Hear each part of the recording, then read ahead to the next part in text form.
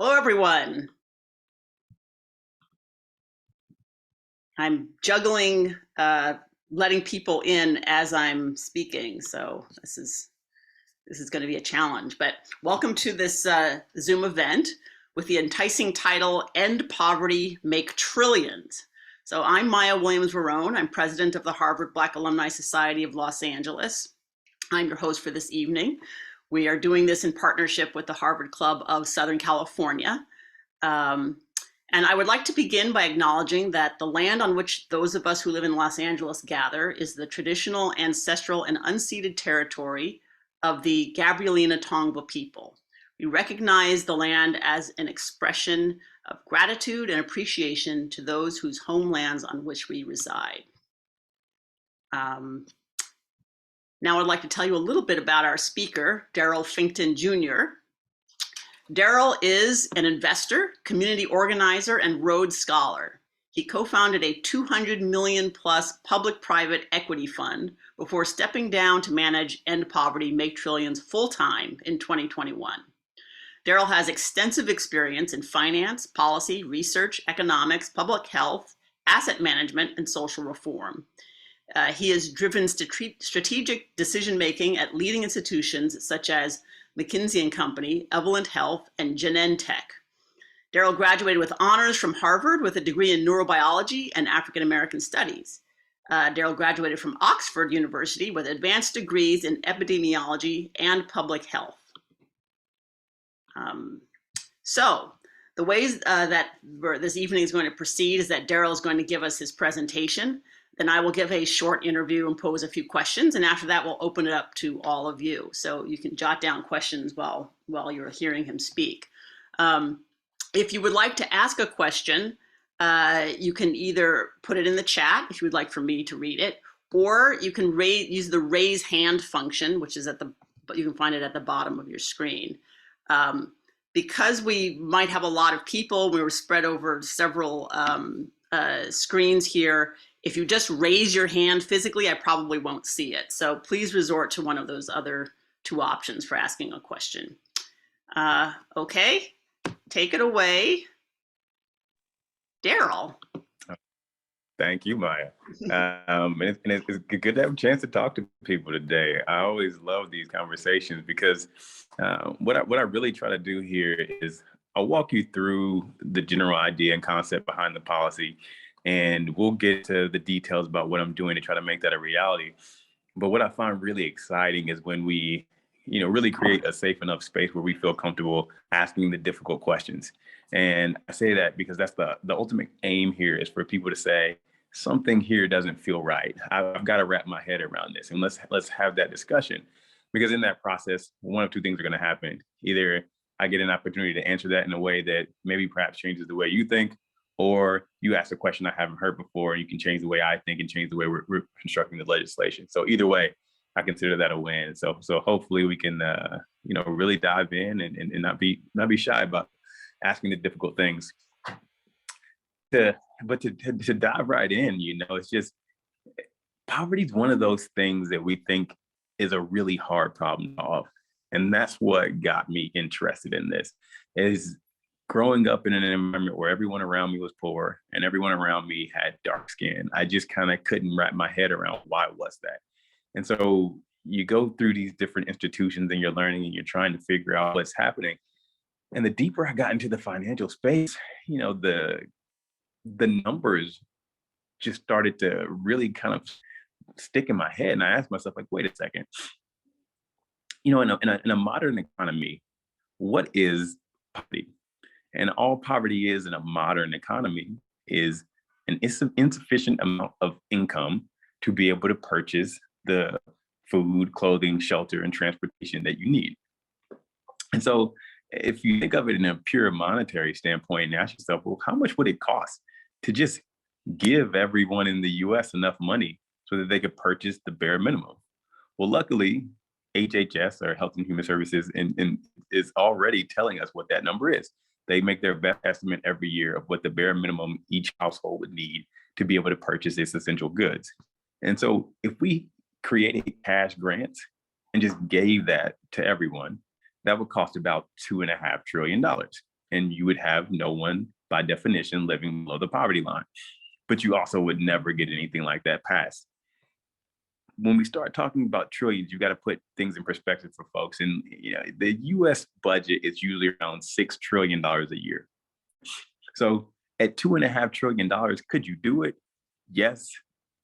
Will it happen? No. So what I then try to think is, my main aim is not to give Bill Gates more money. My main aim is to make it so that no one's living below the poverty line. So is there a way to do that, to be more efficient in how we push out that $2.5 trillion without running into problems of creating a ton of extra bureaucracy? And then when I thought about it, it was just, well, if you just include a simple phase out, and what that means is that as you start working, there's a flat tax on earned income. And as you make more and more income, the amount that you're paying goes up and up and up until it gets to the point where the amount that you're paying in the tax is equal to the amount of the grant that you received. And at that point, each subsequent dollar that you earn, that tax is no longer there. Well, if you did that, how could that change things? And the results were pretty drastic, right? And so if you combine these elements, all of a sudden the price tag can drop down to a range of about $200 to $400 billion a year. Now, again, that may sound like a really big number until you ask yourself, well, okay, what are some other price tags? The military is about $800 billion a year, to put that in perspective. And we're talking about $200 to $400 billion a year to make sure that not a single person in the US is living below the poverty line. Even more, when I dug deeper, it's like, well, this isn't how you do a cost benefit analysis. I'm telling you how much I have to spend to be able to get this output. But how do I quantify the value of getting rid of poverty, and not just in an arbitrary way? What is the actual value to taxpayers? And so when I started digging into that, it was strange in that there weren't people doing this analysis. They weren't actually understanding like how much was poverty costing us on a regular basis, with one exception. So a group at Washington University in St. Louis looked at the effect of childhood poverty on taxpayers in the US. And so these costs are going to be things like healthcare costs. They're going to be things like our foster care system, our incarceration and the criminal justice system. And all of it looking at the fact of saying an individual who's living below the poverty line, what do they cost taxpayers compared to someone who's at or above? And the estimate was a little bit over $1 trillion a year, right? And so you combine those two pieces together, you've got $200 to $400 billion being spent to get rid of $1 trillion a year cost that's only looking at childhood poverty. So we know it's an underestimate. That's $600 to $800 billion in net savings each year. And this isn't something that you have to wait 30 years to see the effect of. This is an annual thing. So over a decade, you're looking at $6 to $8 trillion in savings. Now, to validate this, I've worked with several different groups, one being Policy Engine, which is an open source group that allows people to go and explore what different kind of policy proposals will do to the overall federal budget. And in that analysis, we saw that the minimum savings of an approach like this was going to be $3 trillion over a decade. And so whether it's 3 trillion or 6 trillion or 8 trillion or 10 trillion, I tend to not get lost. It's trillions. And so that's why I call the movement and the organization End Poverty, Make Trillions, because it truly is that absurd. We can simultaneously make sure that no human being in this country lives below the poverty line, and we can save taxpayers trillions of dollars. Now, once I say that, people usually fall into one of two camps. They're either nodding along, being like, yeah, that's obvious, that makes a lot of sense to me. Or they're saying these numbers just can't be right. And usually it depends on whether or not that person's lived in poverty. If that person's lived in poverty, they're saying, yeah, poverty is ridiculously terrible. It takes all kinds of talent and it just dampens it out. It takes some of the best and brightest minds that we have on our planet and puts them in situations where they have no choice but to give up, and they have no choice but to fail. Someone who hasn't experienced that doesn't understand how much money goes into keeping people down in those positions. And so that's what my work is all about, is walking people through the fact that from a pure monetary standpoint, having people in poverty actually makes no sense. And it's an arcane view that comes from the concept that was developed around the 1500s, which was, well, how do we keep our working class folks so poor that they'll work in factories in these extreme situations? Because they thought that that would be the way to boost things and make the most money. In a modern economy, that's no longer the case. So the US made a lot of money by being a manufacturing hub, but then recently shipped everything out of the country. And we saw China go through that same process. But that's happened. And so when you look at the top countries in the world and you look at the top companies, they're not the companies who can hire people for the cheapest amount of money. They're the companies that can get people who can show up and win in the intelligence economy. And so when you look at the Googles of the world, they're not winning because they figured out a way to pay their employees less. They're actually just competing for the best talent. So if that makes sense for companies, doesn't it make sense also for countries? Do you want to take over 10% of your population and not develop them at all? And so that's why when you kind of tie all together, I don't think about this as philanthropy. I don't think about it as charity. I think of it as a savvy investment for a country to make to be competitive in the near future. Make sure that everyone in your country is getting a baseline investment, a baseline opportunity to have a chance to compete and contribute. And don't let anyone fall so far through the cracks that they ultimately have nothing to lose and cost so much more to the system than you could ever imagine because they're living on the streets. And when they have an extreme medical bill, we have to pay that anyways. And so I talk about End Poverty, Make Trillions as an approach to investing in America and investing in every US citizen. So with that, what I usually then like to do is pause here because there's usually a ton of questions swirling around in people's minds. And then depending on where those questions are, I'll calibrate the follow-up and the answers to be able to make sure that I give people the space to really poke and prod and ask me all the hard questions about why they think that this is fundamentally not right. So hopefully we can learn something. Well, thank you, Darryl. I'm going to be the first person to ask some questions. That's all right. And as I said before, people who would like to ask questions, if you want to do it through the chat, that's one way. I see someone already has something there, but I'm going to ask a couple of questions first. So I actually read some of the materials or all of the materials that you sent to me when I was setting this up. And so I'm going to refer to some of the things that I read there. One of the things that you said was that you believe the current system of helping poor Americans actually perpetuates poverty. So can you explain that? Yeah, absolutely. And so it's really important to understand how our benefits are currently structured. So let's say I'm a really poor family that's living at half the poverty line, and I receive what people think of when they think welfare, and that's TANF, or Temporary Assistance for Needy Families. Those individuals actually face the highest marginal tax rates of any Americans in the country in an effective way. Because what happens is that the minute I go out and I get a job and I increase my income, they drastically reduce those benefits. And not only will they reduce the benefits I'm receiving for TANF, they'll reduce the benefits I'm receiving for SNAP, which is our food stamp or food program, and any other programs. And especially as I get to the point where I'm no longer eligible for HUD or our housing assistance programs, the effect is oftentimes you see low income individuals are paying marginal tax rates that are over 100%. We know that having crazy high tax rates like that are a major disincentive for someone to work.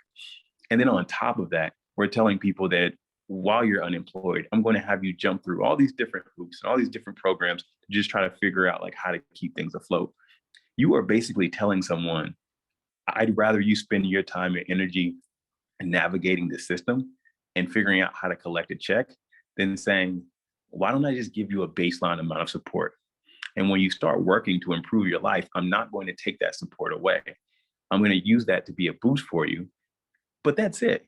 I'm not going to get you in a position where you have to guess which grants are where and how do you figure out how to put yourself in a position to succeed. I'm telling you what's available to you, and there's nothing left to gain. Spend your time and energy thinking about how to get employed, how to start a business, how to improve your community, instead of what we're having people who are in low-income communities do now, which is spend your time and energy trying to figure out how to make sure that you stay poor enough that you get benefits so that you don't cross that line and end up in a much worse situation and working much harder to have less money. Okay. I actually am going to go right to some other people's questions just so that I can keep up with them, and then I'll fill in my own if I feel like they aren't asking them first. So Carrie Braxton, class of 82, says, terrific solution to propose, very in favor of monthly monetary grants to get people beyond the poverty line. However, while the US political class believes in cutting taxes for the rich without any requirements for what they do with the surplus funds returned, there's a suspicion that when the poor get surplus funds, they'll buy drugs, alcohol, and other vices. How do we change that attitude? I think that's spot on, is that so much of this is about talking about narratives. And the narrative that we have in this country is that people are poor because they're lazy or they're drug addicts. And I mean, especially with this group, we kind of have to touch on this, right? Is that these were the same narratives that we saw when we saw the American presidents talking about slaves, is that slaves were lazy and they were lesser and they just wouldn't work hard. And we had to have all this language around why couldn't we get them to work 22 hours a week, 22 hours a day. And so it's the same thing. Like when I'm in Appalachia right now, I've been spending the past almost 2 years now going to the poorest parts of America, just having conversations with people about this legislation, but also just to get a feel for what's going on in their lives. And you're talking to people who are working in some of the most ridiculous conditions you could ever imagine and doing jobs that are just soul crushing and backbreaking every single day. Yet we have a narrative that these are the lazy people, that the people out there picking tomatoes for $1.50 an hour are somehow lazy. And I think a lot of that just has to do with the fact that we need some kind of method sometimes to be able to calm our own conscience and justify why we're comfortable with there being people who have so little. And I think Americans are waking up to it, and when I talk to people and I have these conversations, what I realize is that these narratives are not malicious. It's not like people believe these out of like any spite or anger. It's just what they were told, right? And if you haven't grown up in these environments, you don't really think much of it, question it. But once we start going through a few examples and talking about what it's actually like being poor, I think we all agree that being poor, you have the hardest life out of anyone, and you have to work the hardest for the smallest amount of benefit. And so one of the things that we're doing right now is letting people who are in the pilots that we have going across the country tell their own story. And so there's about $300 million that we have being spent across the US right now through about 100 different pilots, helping, just showing all different types of populations what happens if they just get a little financial support. And so rather than me telling their stories and having this conversation where I'm getting really wonky and talking about policy, you get a chance to talk to someone who's living in poverty and ask them, well, what is this extra $1,100 a month meant to you and your family? What'd you do with it? How did it change your life? And I think that by doing both of these things, right, like having the deep intellectual conversation so we can wrap our heads around the policy and the tax implications and the nuance there, mixed with using social media and the media in general to show these are people who are working so hard just to make ends meet. And if we just gave them a small investment to make it so that they're not so underwater, it will be beautiful to see the type of flourishing that'll happen, because this is what happens all over the world when we invest in people. And this is our foreign aid policy in other countries, is just to give people an opportunity to make it so that they're not drowning in debt and they're not drowning in like basic responsibilities so that they can function and thrive. That's great. Yeah. So Jade Lee says, I'd like to know which countries I should move to. Haha. Which countries are doing this right, if any? So this is a fascinating one, right? In that no one's doing this. And so the thing I always kind of tell folks is like, if we pause for a second and ask what we're talking about and what this would mean if we get this legislation passed, it would mean that it's now illegal for someone who's a US citizen to make less than the federal poverty line. And so what that implies is that we legally abolished poverty, right? And I think that that's going to be a light bulb moment for the rest of the world. It's like, wait a minute, you can just legally abolish poverty and all of a sudden it goes away. And the answer is actually, yeah, it is that simple when you have your own currency. And so we're having conversations with folks around the world, but my focus is on the US for two major reasons. One, if the US passes this, that will be a major thing for the rest of the world. Whether we like it or not, the US is often seen as a leader in these spaces, and people look at what we do. And the second piece is the exact opposite, is that if we got this to pass in Scotland first, which is one of the places that's the furthest along in being able to get this legislation done, that actually doesn't help us in the US. because we don't care what people are doing in other countries. And so I wanted to use the context that I have of being an American citizen and understanding this country and landscape to push forward the agenda here. But I'm constantly working with and partnering with parallel organizations in other parts of the world who are looking at the same thing. Pretty much every OECD country, you do the math and it's similar. And so the economy, for example, in Canada isn't the same size, but the savings are on a similar percentage-wise order of magnitude. So it's, tens of billions of dollars that they would save, which is a meaningful amount of money for their economy. When you start looking at more emerging market countries, it's a slightly different narrative. And the main reason is because of their tax collection. So not a lot of percentage of the population actually pay taxes in those places. And so it makes it difficult to do the recouping piece of it. But I'm having some conversations with folks in interesting ways about how this could be a way to be able to get more people onto the tax payroll because the benefit is so large and impressive. But still, it makes it where it's a different analysis and a different kind of approach than how kind of easy and straightforward it is for wealthy countries. So the short answer is like, which country should you be in? Stay in the US. I think we can get it done here. But if there's a country who's going to beat us to it, I think strangely enough, it's probably going to be Scotland. So they're thinking about leaving the UK to be able to do this. And obviously amongst other things that they're engaging with, but it's a big one there. Switzerland has played around with this. We're working with them to try to refine their analysis because I think the messaging was a little tough there in the way they presented their referendum. But across the board, you got, I spent time in Portugal, Spain, Germany's considering it. And so you're seeing all kinds of countries start to wake up and do the math and realize this is just a lot more efficient and a lot cheaper to do it this way than having these crazy labyrinths of programs that ultimately still lead to a ton of poverty. Alex asks, can you share some of the perspectives of the recipients of the funds and how they have changed their lives? This is the part that kind of keeps me going, to be honest, is when it's kind of hard to like wrap your head around, right? The poverty line for a single person household in the US is about $13,500, 1-3. It's hard to let that sink in, right? And so we're talking about people who are making less than $13,000 a year. And most of these people have like 2 or 3 jobs. And so someone in that situation, it's not rocket science what they do. Half of the money goes to purchasing food. And if that person is unhoused, which they often are, then it goes to just trying to secure a place to live. And there really isn't a ton left after that. And if there is, they do small things like, I went and finally got my nails done. I haven't had my nails done in 7 years. Or, I went and bought ice cream for my kids. The last time I was able to do that was like 3 years ago. And there are things that are just so basic and so, mundane to the rest of us that it's just kind of heart-wrenching to see that that's what people are excited about doing. The number of people who I've had conversations with who said, man, I've been living outside in a tent for 7 years. I don't remember what it's like to sleep in a bed, and to see that person finally get an opportunity to move into a space that's, we're talking places that are $500 a month. And in today's economy, that's, a place that very few of us would even want to remotely consider. And this is bringing tears to a person's eyes to be able to finally be able to sleep indoors and know that no one's going to assault them in the middle of the night, that no one's going to take their clothing and all their belongings and throw it into a lake or throw it into the trash. So it's just so life-changing for people that have so little.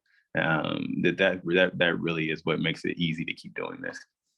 I mean, in some of the things that you wrote, you've mentioned that just treating people with dignity, is a big life changer, and giving people money where they have agency over what happens to that money, and not treating them like children is an important aspect of this.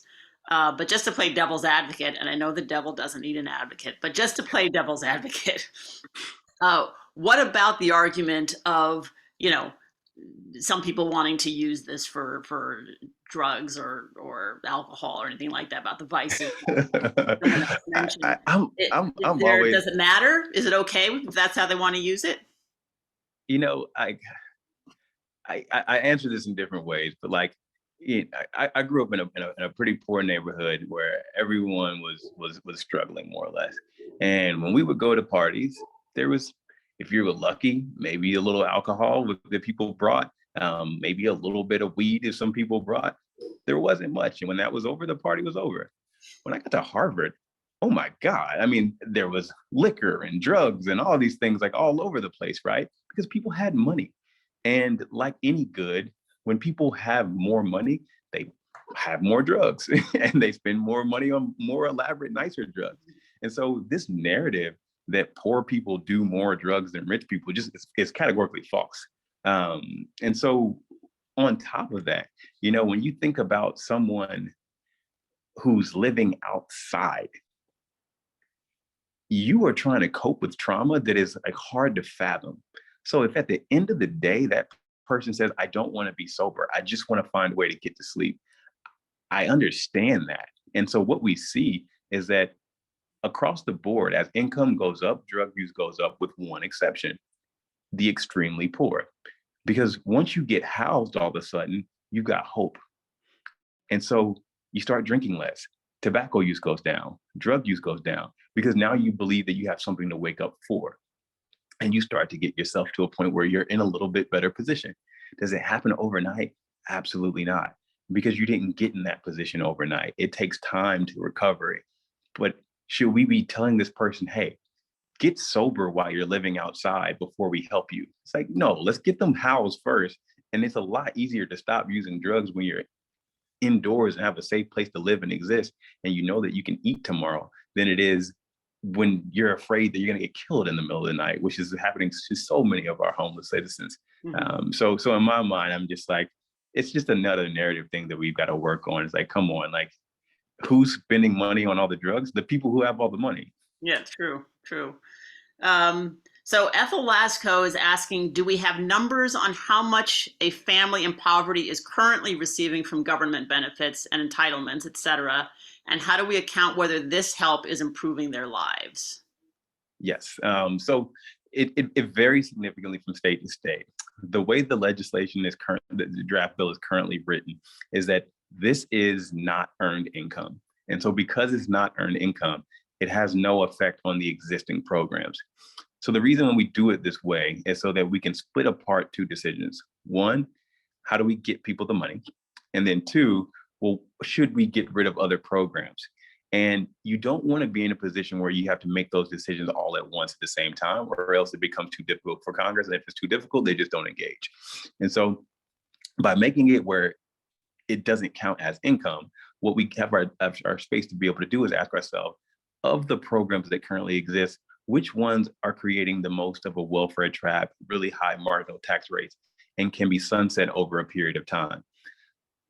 That's going to ultimately be up to politicians to have that debate. What I try to do is frame the discussion about, okay, which programs should be on the chopping block if we're going to consider some as a recommendation. And the number one program that I say should be up for consideration is TANF. And that's the program which is our traditional welfare program, where someone's actually getting a cash stipend to be able to live and exist. And the reason why I say that is that on the left and on the right, that program is universally hated by both people in Congress and the recipients, because the recipients know how you get treated when you are on that program. And they understand how much of a trap it is and how hard it is to get out of it. Because when you start trying to work and get a job, they snatch it away. It's just a tough position to be in. And so I think that if we're going to get rid of programs, let's start there. And then outside of that, we've got time to evaluate how this works. And then we can look at other programs and potentially turn those into cash benefits and discuss whether or not the poverty line is too low. Should we remove certain benefits, but then bump up that number? So that's a roundabout way of saying, yes, we do know what those amounts are on a household by household level and at a state by state level. But for the sake of this bill, we want to make sure that it doesn't affect your eligibility for those programs. Okay. Brian Richards says, unfortunately, it may take 1 trillion years to get Congress to pass what you're proposing, Darryl. Are there viable ways to build a proof of concept together with, say, a forward-minded consortium of companies that would provide something akin to the tax plus cash structure you're proposing? In other words, how might the model be adapted through the private or philanthropic sector instead of the fraught political sector? And so, good point, right? Like right now, I would say we're already doing that. So we've like I mentioned, we've got about $300 million in pilots happening across the country. That is a staggering amount of money for something like this. And a lot of that was a combination from philanthropic dollars, but also using the American Rescue Act to be able to have funds allocated, moved towards examining whether these kind of programs work. And the answers are being pretty clear right now. It's like, yes, it does. And I also tend to always say, what are we piloting? Are we asking ourselves whether somebody who has $0 a month is better off or worse off than someone who has $1,100 a month? Are we asking whether or not someone who has money in their pocket can go to the grocery store and buy food? It's like, we know this works. And so I'm not really concerned with the piloting, but what matters is, well, how do we get Congress to act? How do we get Congress to care? And the beauty of this is that at the end of the day, I haven't seen a ton of representatives get excited about the fact that we can get rid of poverty. I've seen a lot of representatives get excited about the fact that we can drastically reduce the budget deficit. And so that's what's been getting people moved. It's like seeing that number of what those savings could be. Folks in Congress understand that we're running 200 miles per hour towards a wall, that we cannot maintain the current spending. And so they also then understand that it's political disaster and suicide to start trying to take a lot of these benefits away without finding a way to replace it. And so what this gives them an opportunity to do is step up and say, hey, I'm fiscally responsible. I care about making sure that we balance the budget. And I also care about making sure that our poor citizens are taken care of. If we do it this way, and we're just more direct and we get rid of a lot of this bureaucracy, what we can do is we can push power into the hands of the individuals, reduce the size of the government, and give ourselves an opportunity to save some money. And that actually is really resonating a lot with the Republicans. And so by being able to do that, it makes it where I can then bring the Dems to the table and have a conversation, because they're really surprised at how much Republican support there's been for the idea. Okay, got a lot of questions coming. Harry K is asking, is this the same thing as universal basic income? So it's in the same family, right? And so universal basic income is what I described in that first scenario, where you give everyone the money and you just leave it at that. That's that $2.5 trillion or so price tag. And so I think that from a pure equity standpoint, that's a great way to do it. I just don't think realistically you'll get that passed in the US. It's just too big of a price tag. And so by figuring out ways to phase it out and bring the cost down that way, I think you make it where it's much more of a realistic chance. For people who are really wonky, it's really a blend of a universal basic income and a negative income tax. Most people don't know what that means, so I don't usually go down that route. And so I don't call it either. We call it seed money grants. And the reason why is also rhetoric matters a lot.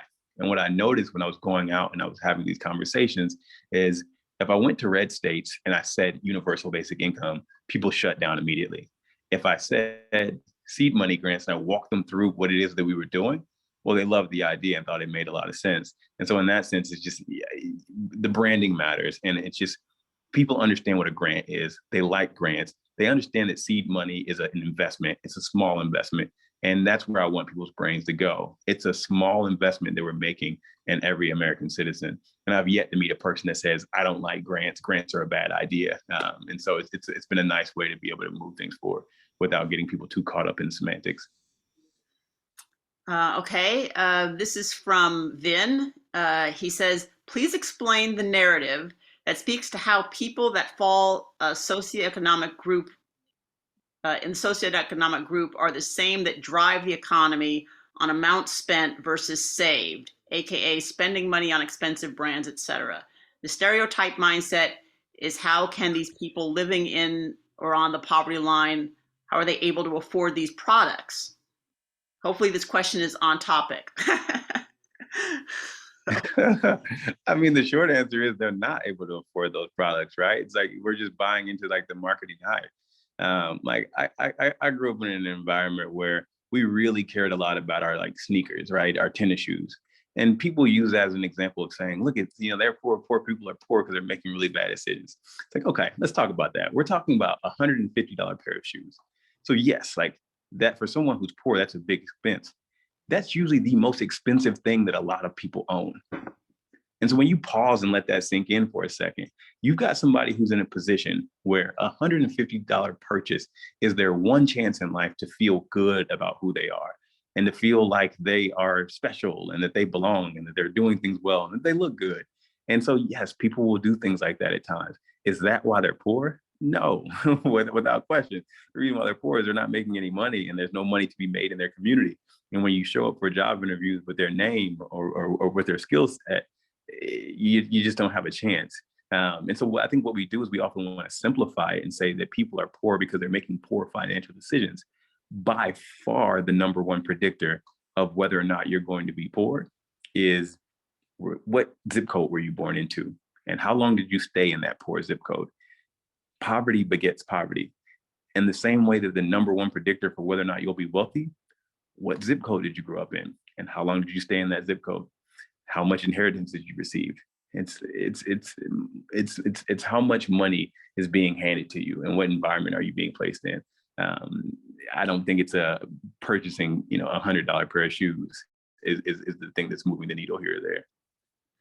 Yes, one of the things that you point out in your writing again is that there are people who are just having money handed to them all the time in an inheritance, and nobody has a problem with that. So, yeah, as a number I try to explain to folks, like it's about $800 billion a year is transferred in inheritance, and we tax that at about a 2% effective tax rate.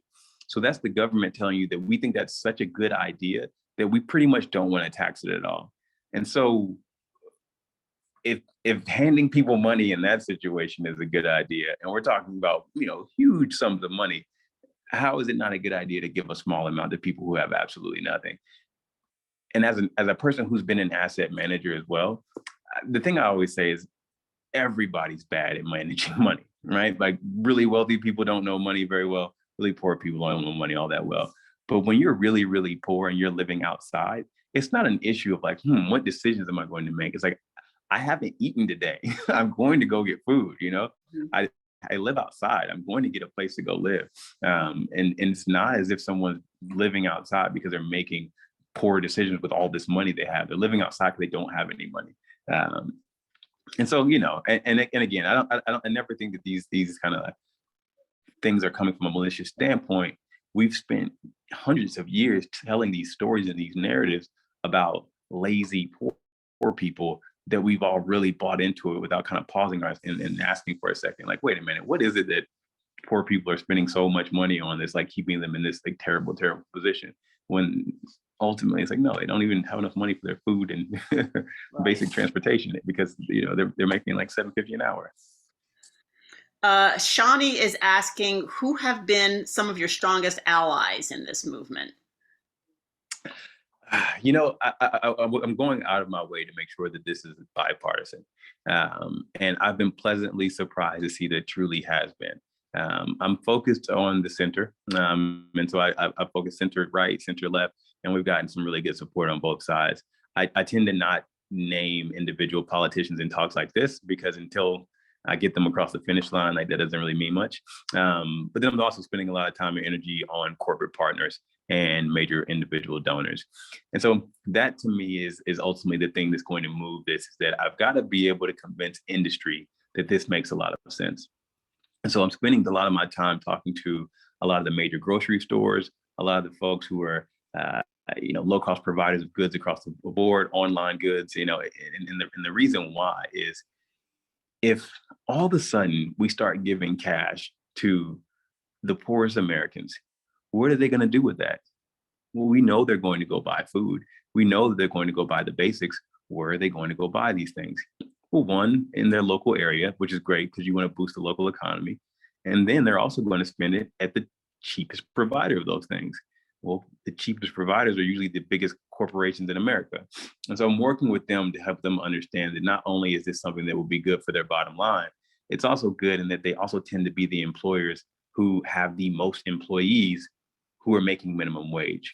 And so by boosting everyone up to the point where everyone's at the poverty line, it helps them kind of take some of the heat off of their back as well, saying, you're not giving people a living wage, you're not giving people a living wage. Let's make sure that whether someone's employed or not, they have a baseline living wage. And then from there, we can figure out what's the appropriate amount for someone to make working as a cashier at Walmart or these other kind of jobs that tend to be low paying. So I would say that they've been surprising in the sense that they're playing ball. And they're also going to be the make or break. If we can get them on board and across the line here, this thing will pass, and it will pass soon. If they drag their feet, it'll drag their feet on the whole process. Okay. So Carrie Braxton asks that it says it's an interesting contrast with the incentive geared towards reducing the budget deficit more than ending poverty as we know it. Where is the bill now? Is it in the House of Representatives? So intentionally, it is not yet. So we've already had the demonstration bills, right? So the bill saying, let's just go out and write it up with no expectation that this is actually going to make it through. I have no interest in kind of playing that game. So my focus right now is on having real conversations behind the scenes. And what that does is that gives politicians and their economic policy teams a chance to really do what everyone here is doing, which is poke and prod and ask the difficult questions. I walk through economic analyses with them, and I'm happy to go back and forth and swap models. And what that helps them do is understand it in their own way, and then think about, like, how do we potentially package that to their constituents? And by moving with that approach, our goal is, let's not bring this forward until we think it's actually ready to get passed. Realistically, it won't happen this year. Next year, I think, is the first year where it's going to be potentially a good time period to be able to bring this forward. But I'm not interested in rushing it forward. I want to have it hit. I want to have it hit when we think it has a really good chance of passing. And so much of that is getting the work done behind the scenes, but then also doing what we're doing now, is having a lot of the leaders in the world and people who are thinking about this in different sectors have an opportunity to really dive deep into this concept, so that when it's ready for prime time and people start to hear about it, I remember talking to that weird guy about this before, and he brought up some interesting points. It can have a nuanced conversation with your colleagues, have a nuanced conversation with other people on your boards about why this is something that could be really beneficial for the country. Okay, so this is, I think you've answered part of this question before, but maybe you can address it again. Eva Plaza is saying, I totally agree that $1,100 per month would make a huge difference to a poor family. They could actually breathe and focus on education and improving their position and moving up to a working class or middle class level.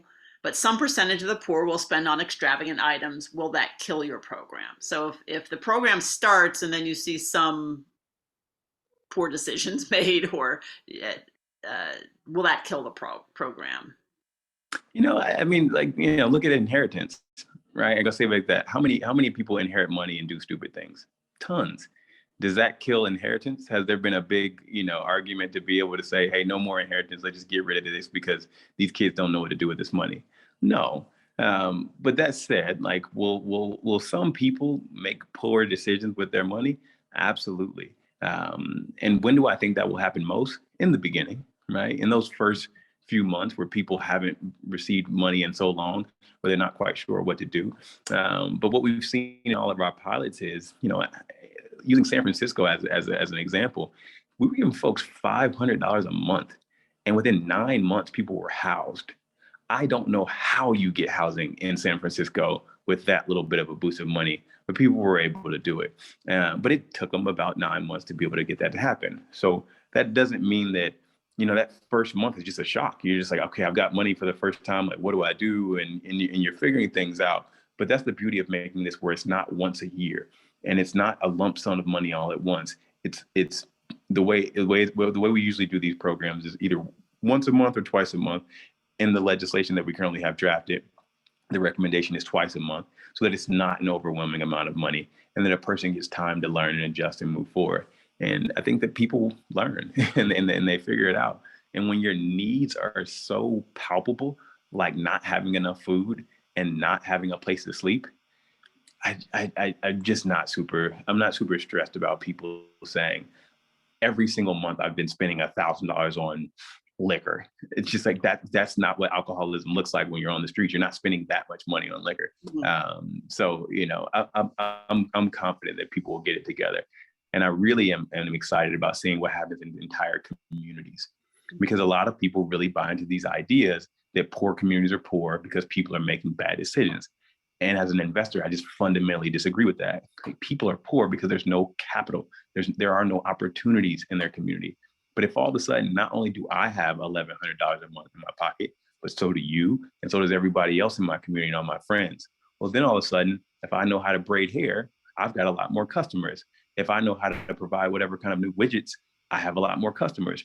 And we have an opportunity to build our own economy.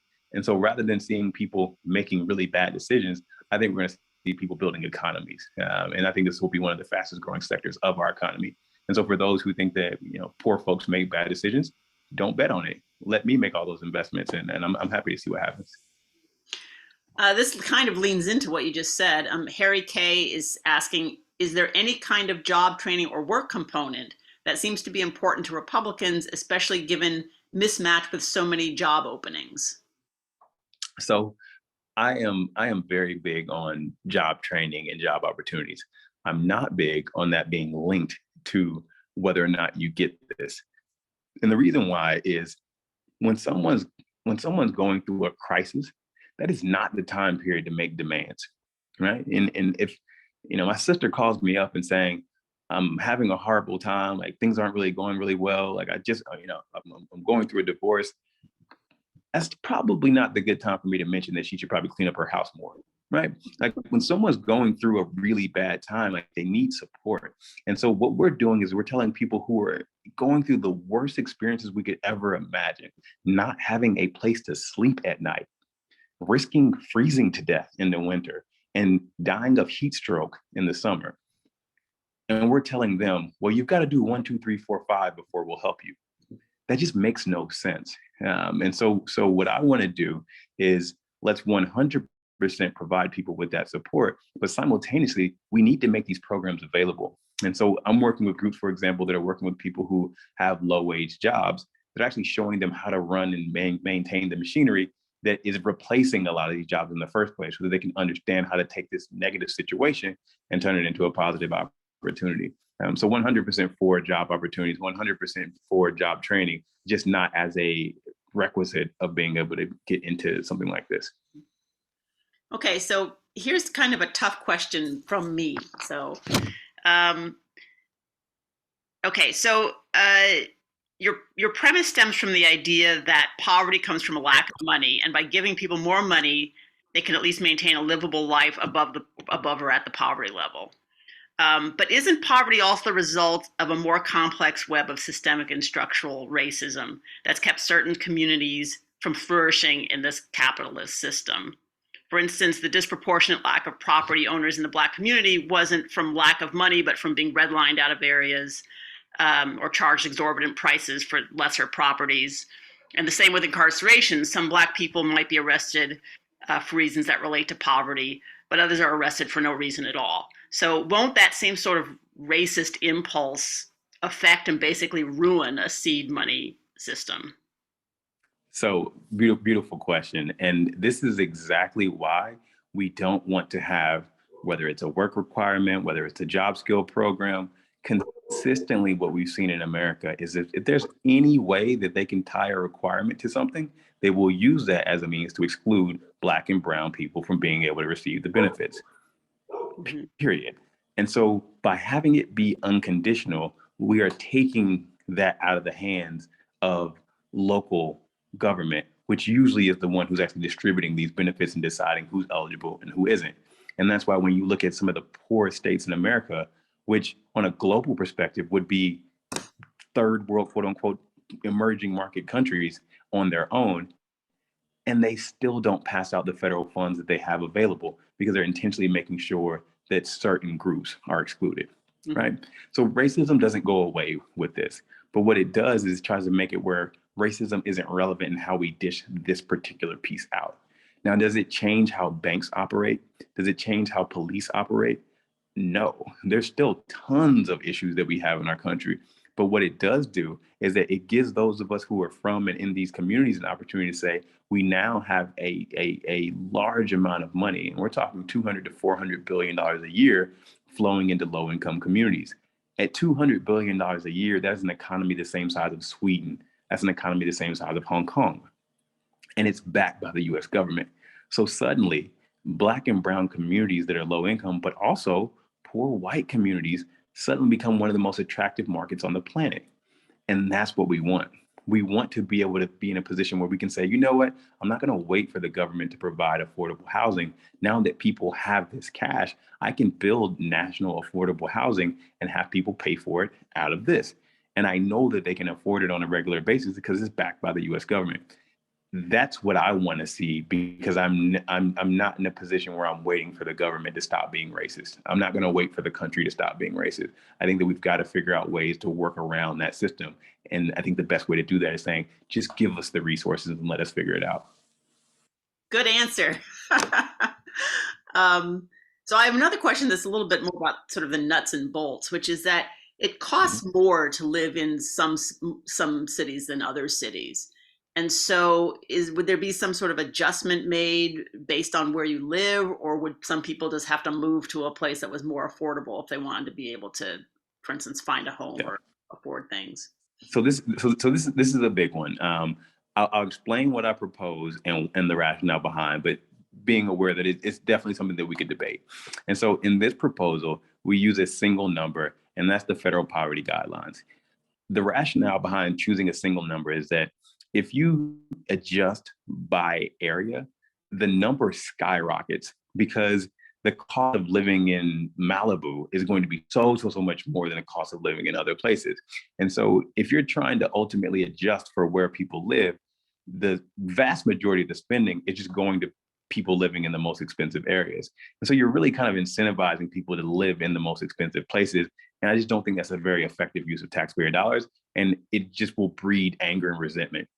By making it where it's a flat number that everyone in the country receives, that doesn't boost it for as much for people who are living in expensive areas. And if anything, it encourages them to move to places that are cheaper. Mm-hmm. Places that tend to be less densely populated also tend to be more red states.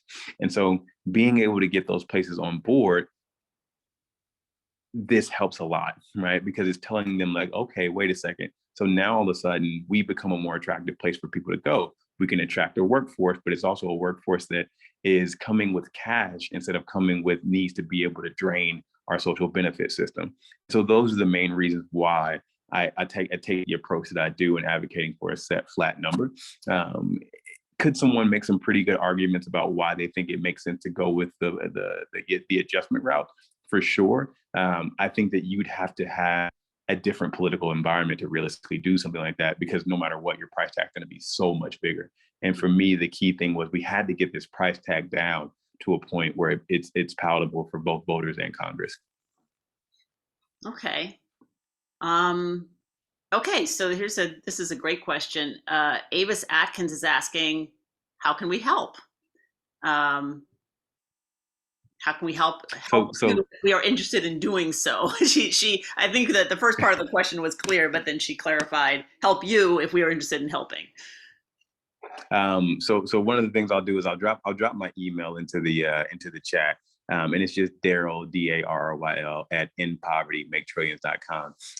And I would love to have one-on-one conversations with folks who are interested. The number one thing right now is awareness, and awareness in the right groups. This is only going to get passed if we get the right corporate partners on board. And so having the conversations with people who are in positions to be able to make these kind of decisions about whether or not this would be something that they would support is huge. While that's the number one, it also is really, really important to deal with grass tops and grassroots organizations. And so giving them the time and the space to be able to engage and understand what this is about, to ask questions, to make sure that they can understand how this is going to affect their constituents is a huge part of being able to get a good coalition of people together to have this thing pass. And so the biggest thing you can do is exactly what you're doing right now, which is being here, asking questions, but then also going back to the other organizations that you're a part of and saying, hey, I think it'd be fun for us to hear more about this. And especially the boardrooms that you're a part of saying, I think this may be something that we want to discuss as a potential strategic policy that we may want to support. I mean, how much on the radar is this? Like how much? You said that you weren't trying to go the political route exactly. So, I mean, are people aware of this specifically, or are they just more aware of, the universal payment or whatever? I mean, so how could people? So I should clarify. Yeah. When I say political route, most of my time is engaging with folks who are in Congress and their partners, with a lot of people in the think tank space. I meant more, we're not in a position where we're trying to have a vote on the bill right now, but tons of time and energy is going towards educating them. And at this point, most of the thought leaders in Congress who are thinking about this topic, we've had conversations with, and they understand this, and they're thinking about it in a meaningful way. So I'm really happy to see the progress. And a lot of that has to do with just a lot of the incredible work that people have been doing with the child tax credit as well. And so that helps set up the conversation and the framing around thinking about direct cash. And this solves a lot of the problems that a lot of those politicians have with the child tax credit. So 100% it's about educating and getting them on board and in line. The reality is that it's just I don't think most voters understand how the political system really works. It's really important to get corporations on board. If you want things to move, you need the political machinery to move.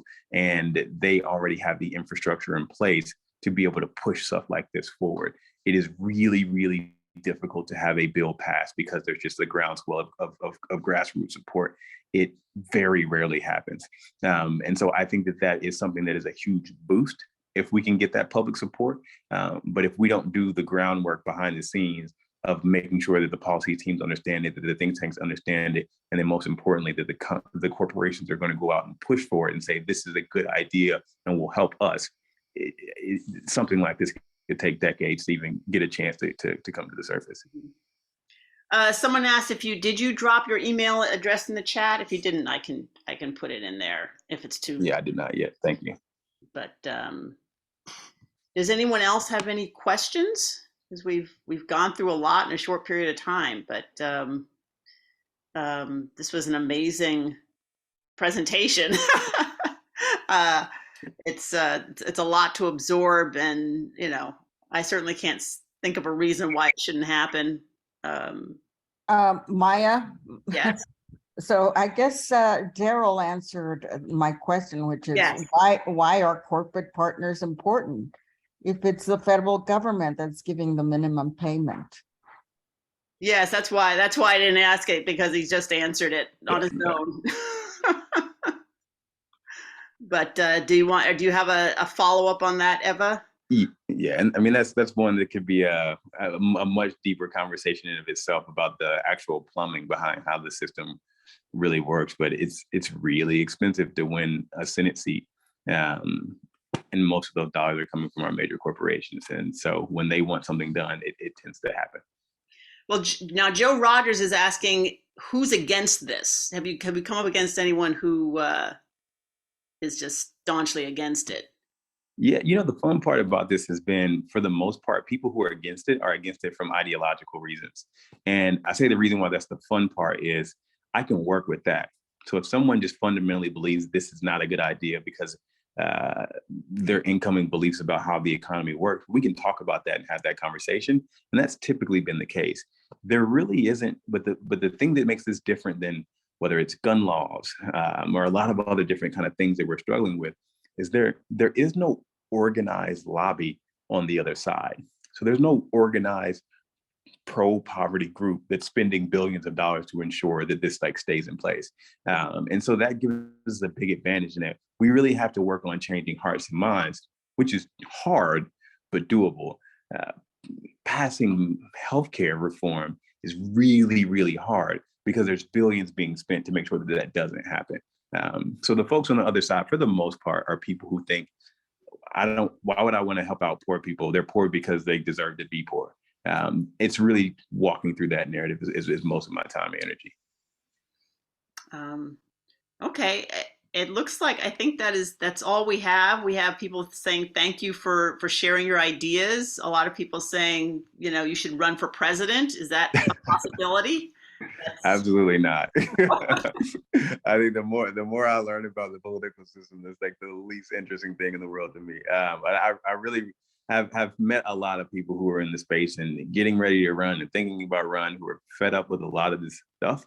And I'm hoping that we get more people who say that, who understand that if we don't engage with our political system, somebody else steps in and leads us in a place where we don't want to be. So I encourage folks to do it. I just know myself and my personality. I love this. I love the analysis and being able to think deeply about specific pieces of legislation.